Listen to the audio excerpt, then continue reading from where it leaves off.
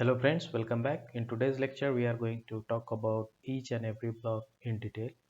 We have seen in couple of lectures that how Terraform works, what are the prerequisites, what the meaning of the blocks types. So we'll start with the lab session with the Terraform block in this lecture. As you know, the Terraform block can be written like this one, and it is specific to have setting around your configurations. So in the previous lecture, we have seen about required version, and required providers. So there's another set of information that we can provide is backend. What is backend in Terraform? So backend in Terraform is a place which tells Terraform where and how the operation are performed, where the state snapshot will be stored. So there are a standard backend is already defined, but I will categorize into two type basically, the local and the remote. When we say local, it is limited to the your local workspace, and remote, as the name suggests, it is going to be on remote side. So in the remote server, there are multiple uh, backend available, but we will be only limited to the remote type, to the specific to the Terraform cloud. We are going to use the Terraform cloud. So let's get started with the backend configuration here first of all. So backend is like having the keyword backend. You have to give the name of the backend you want to use. If you want to use the local, then you can skip the backend part. You don't need to define. But if you want to use at a remote, and the remote is your Terraform enterprises, so you can have the remote here defined.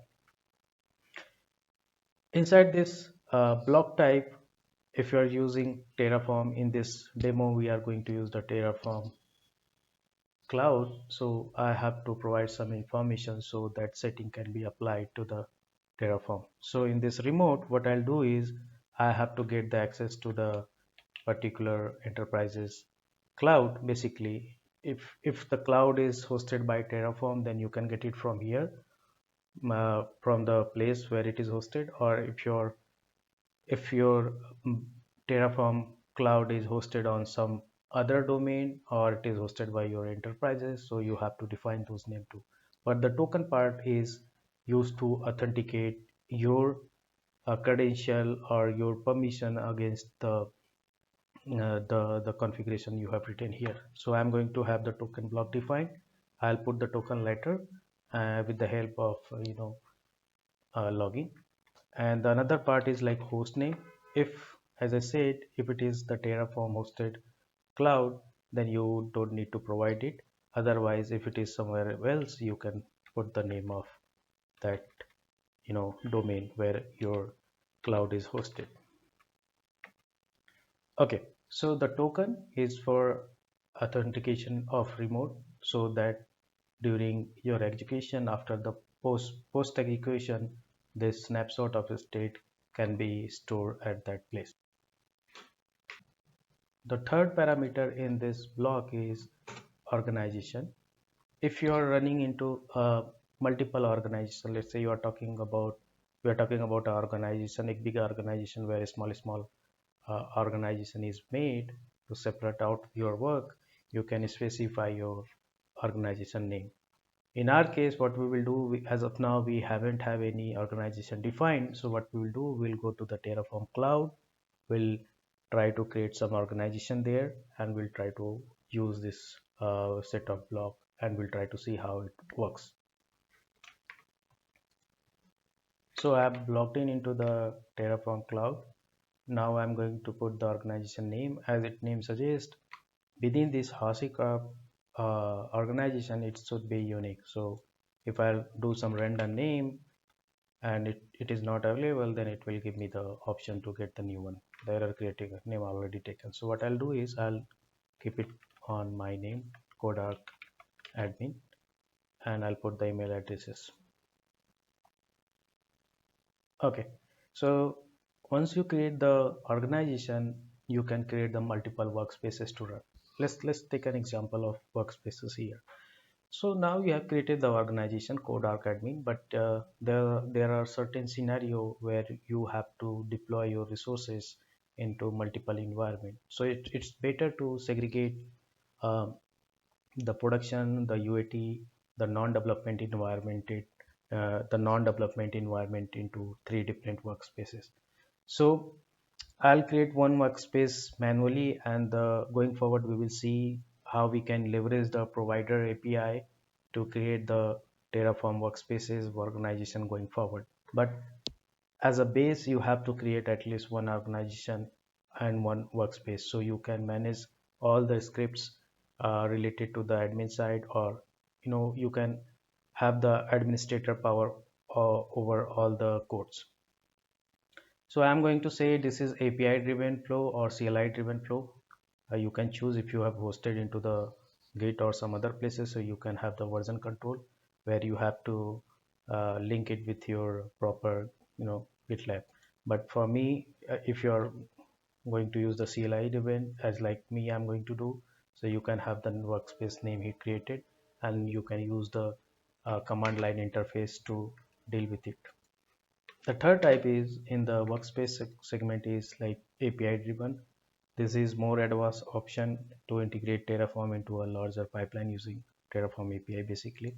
So you can have the workspace's name here as like the CLI one, and you can use the Terraform API, hosted API to deal with this situation. So in this demo or entire series, we will be using the CLI one, and we will use the basically the hosted VCS setup, so you can relate with your actual project in your industry or in your organization. So what I'll do is I'll create the CLI driven name.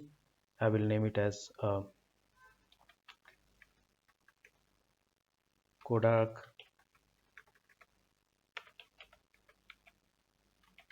Management. This workspace is created to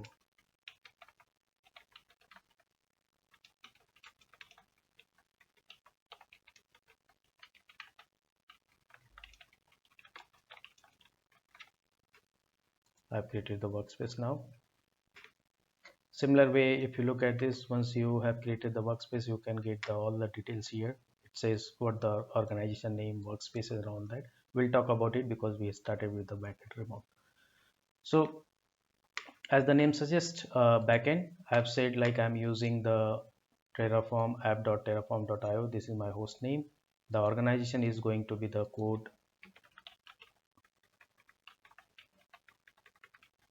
arc admin, and the token, for the token, what can I do?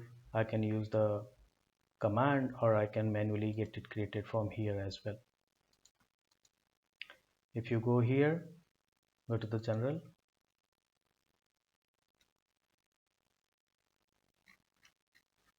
go to the, actually this is the right place, this is the specific to the workspace. Go to the user setting, basically click on this link, go to the user setting. You'll get the tokens option. Either you can create an API token from here, or you can use the command line to create the token. So what I'll do is I'll say Terraform login,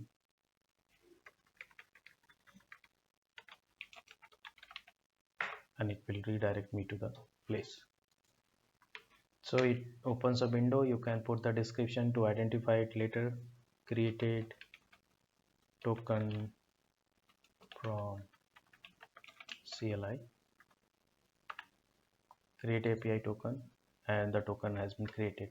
You can copy it here as the name, as the message suggested. Once it is lost, you cannot recover it. You have to get the new token created. What I'll do is now I have copied the token, and I'll go and I'll paste it here.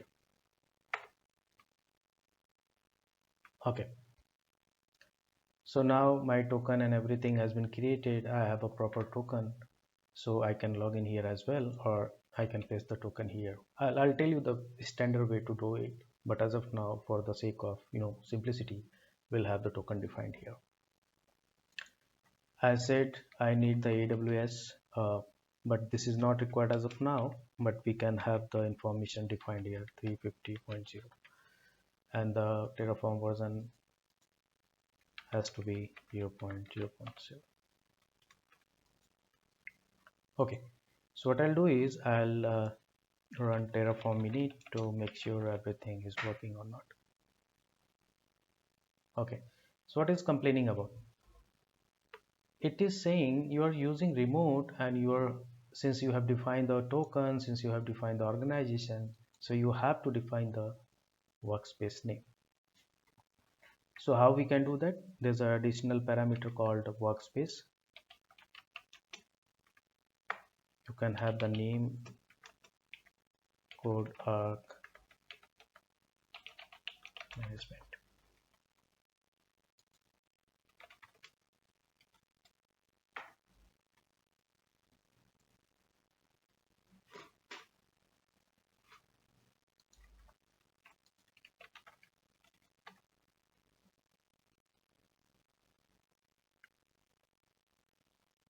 So all the snapshot, everything will be done against the this workspace. I can see all those things there.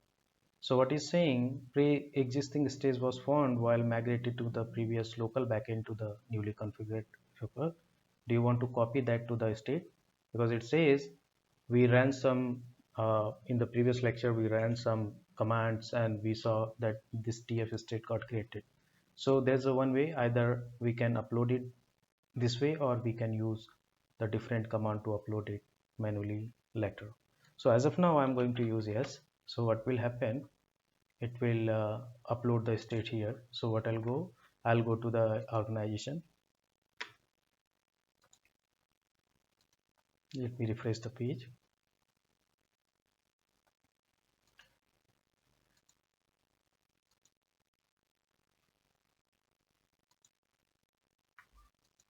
I've chosen the code admin. This is my new workspace. If I click here, I'll get a state tab. If you click state tab, then you get a few seconds again. This is the API that new state was uploaded. If you click on this tab or basically this name, you'll get all the state related information here.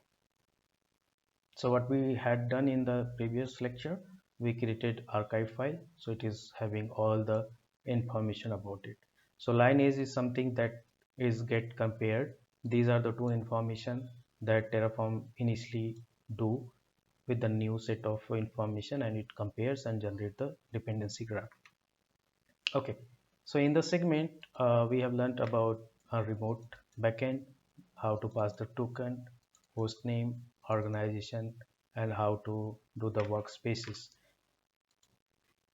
Let's say if you have multiple workspaces and all the workspaces name is having the common prefix. So instead of having the name defined here, you can have the prefix, and you can pass the actual name lettered, whenever the code is getting executed, because we have made the changes into the Terraform block. So it says initial migration start. So what we'll do, we'll say Terraform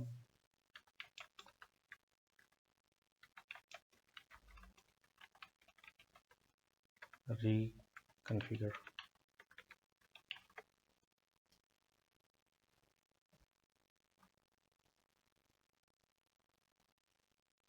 Now it is asking about what workspaces you wanted to deal with. As of now, in my case, I have one uh, workspace, so I'm getting the one list. So either you can have the management name here, so all the changes will be defined here. Input not valid, actually the number has to be given.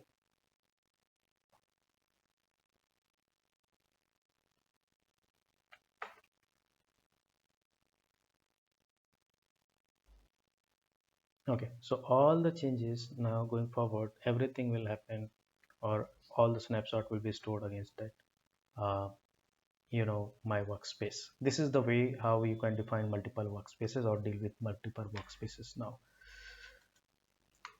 So what I'll do is I'll create a new workspace the same way, CLI driven. Now I'll name it as a code arc credentials, and this workspace is meant to deal with all the credentials related support.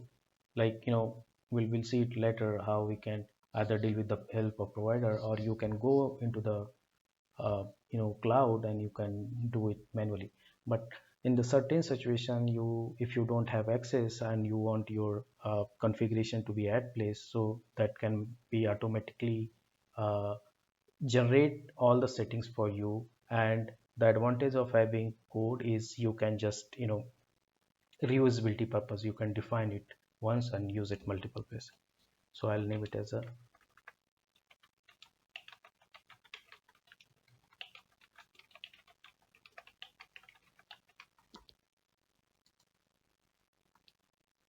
all right.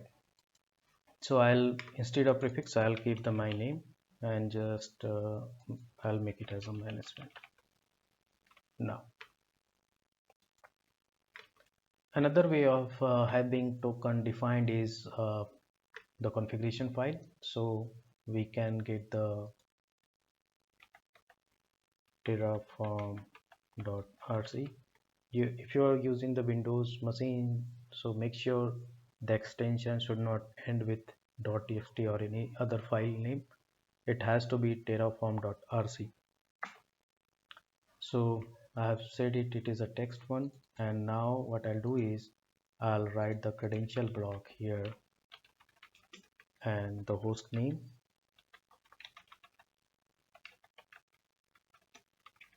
and I can copy the same set of token from here to there.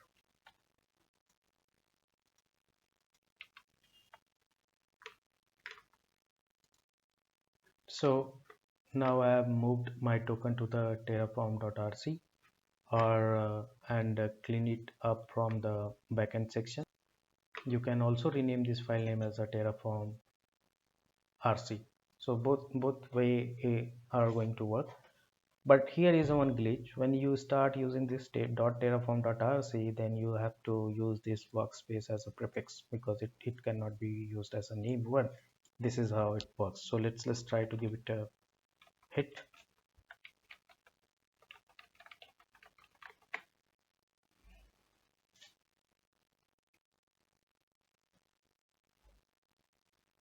Okay, workspaces is not separated because it means it's looking for the prefix.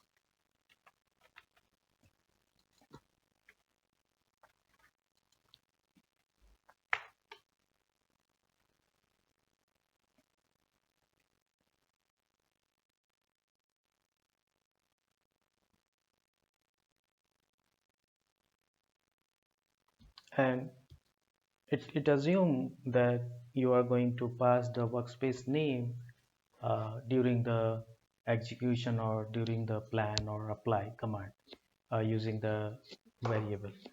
So this is how you can set up the Terraform in the better way. But there's a move the workspaces to some configuration file.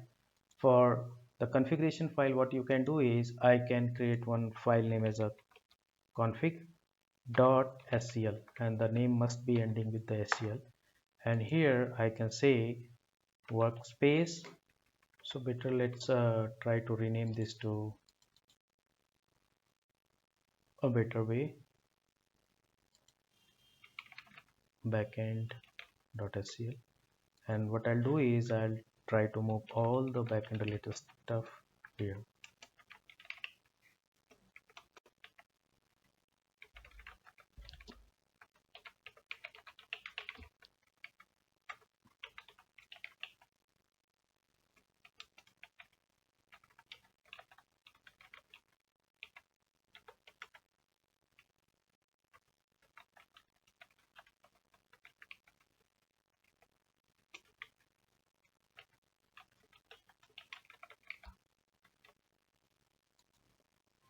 Let me clean up all this stuff from here, and during our init we can say backend config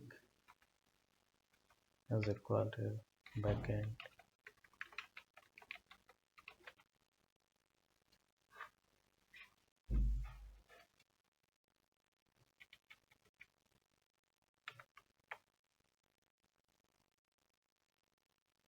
So you need, it needs to be reconfigure, so we can say reconfigure.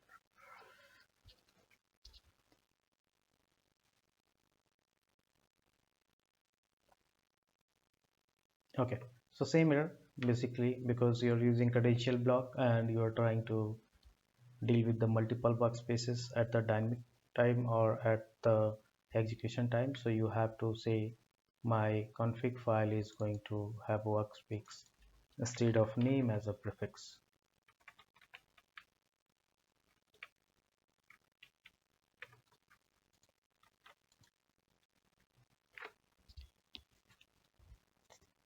So this is the way where enterprises deal with the Jenkins or other automation tool to integrate Terraform to run their automated tasks. So this way you can also design pipeline to integrate your Terraform with your Jenkins pipeline to deal with uh, this workspaces, host name and organizations. That is all for today. Thanks for your time. Have a good day.